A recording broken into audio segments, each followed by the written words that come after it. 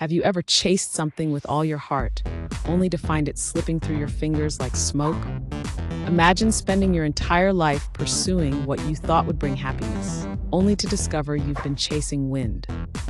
This is the story of the wisest man who ever lived, and his shocking conclusion about life's deepest questions.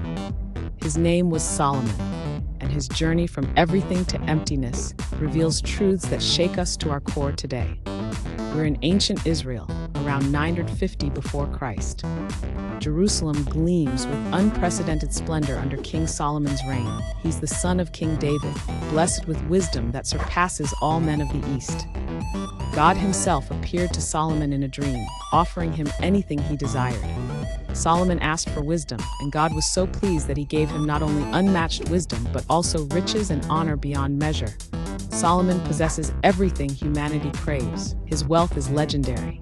Silver becomes as common as stones in Jerusalem during his reign. He builds a temple so magnificent that its dedication ceremony lasts 14 days. His palace takes 13 years to complete, filled with treasures from across the known world. He commands 40,000 horse stalls and 12,000 horsemen. Ships bring him gold, silver, ivory, apes, and peacocks. But Solomon doesn't just accumulate wealth. He pursues knowledge with relentless passion. He studies everything from botany to zoology, from philosophy to poetry. He writes 3,000 proverbs and over 1,000 songs. Kings and queens travel from distant lands just to hear his wisdom. The Queen of Sheba journeys from the ends of the earth, and after witnessing his wisdom and wealth, she's left breathless. Solomon also pursues pleasure without restraint. He denies himself nothing his eyes desire. He refuses his heart no pleasure. He has 700 wives and 300 concubines. He creates gardens and parks, plants vineyards and orchards.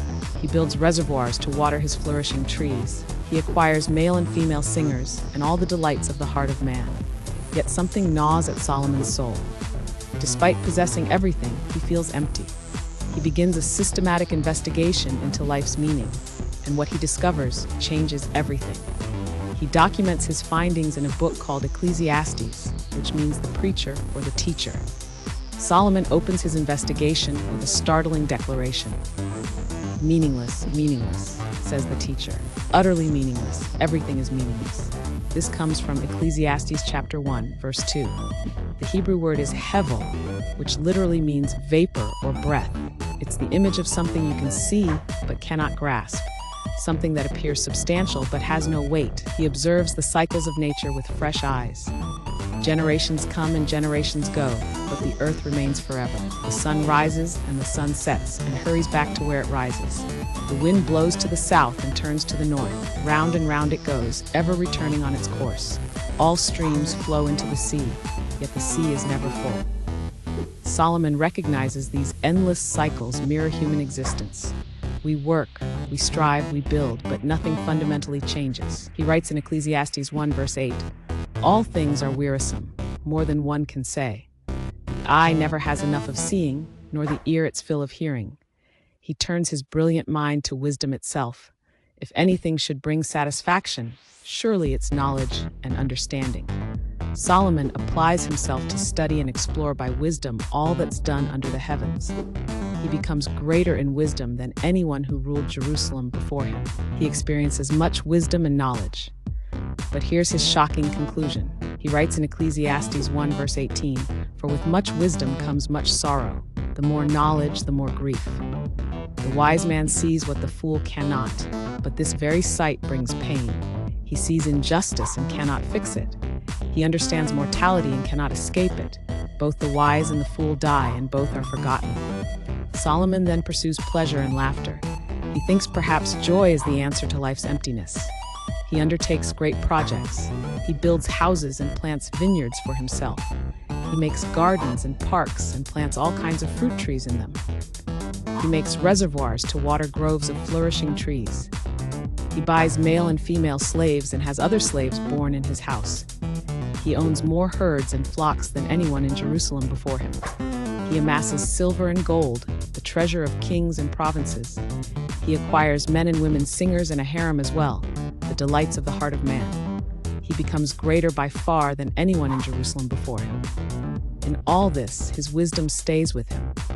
He denies himself nothing his eyes desire and refuses his heart no pleasure. Yet when Solomon surveys all his hands have accomplished and what he's toiled to achieve, everything is meaningless, a chasing after wind. Nothing is gained under the sun. These words from Ecclesiastes 2 verse 11 shake the foundation of human ambition. The very things we're told will make us happy leave the wisest man empty. Solomon examines work and achievement. Surely productivity and success bring meaning. But he observes something troubling. He sees people toiling day and night, their eyes never satisfied with wealth. For whom am I toiling, they should ask, and why am I depriving myself of enjoyment? This too is meaningless, a miserable business. He notices that all labor and all achievement spring from one person's envy of another. This too is meaningless, a chasing after wind. We're not driven by purpose, but by competition. We're not building for joy, but for comparison. The race has no finish line, and the ladder has no top rung. Solomon also confronts the reality of death. This is perhaps his most disturbing observation. The fate of the fool will overtake the wise man too. Both die, both are forgotten. In days to come, both will be forgotten. How the wise man dies just like the fool. This realization makes Solomon hate life. The work that's done under the sun becomes grievous to him. All of it is meaningless, a chasing after wind. He even hates all the things he's toiled for under the sun, because he must leave them to someone who comes after him.